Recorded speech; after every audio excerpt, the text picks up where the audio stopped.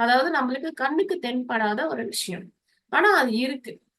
So அது கண்ணுக்கு தென்படாத விஷயம் அங்க 4 விஷயமா எப்படி இருக்குன்னு பார்த்தா, ஃபர்ஸ்ட் வந்து அதாவது ஃபர்ஸ்ட் வந்து ஆ இன்டலெக்ட் இன்டெலிஜென்ஸ் அப்படின்றாங்க. அதாவது புத்திசாலித்தனம்.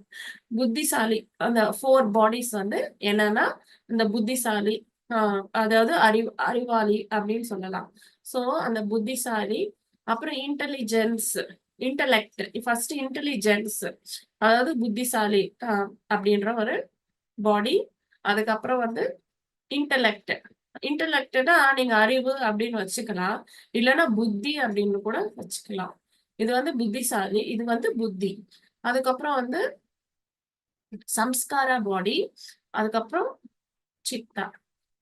Intel intellect, intelligence, intellect, samskara, Siddha.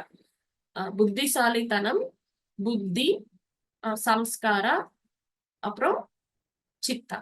So இந்த 4 உடம்புகள் சேர்ந்து, அதாவது இந்த ஆன்மாக்கும், அந்த உடம்புக்கும் நடுவுல இந்த 4 உடம்புகள் இருக்காமா. இதுக்கு கண்ணுக்கு தென்படாத விஷயங்கள்.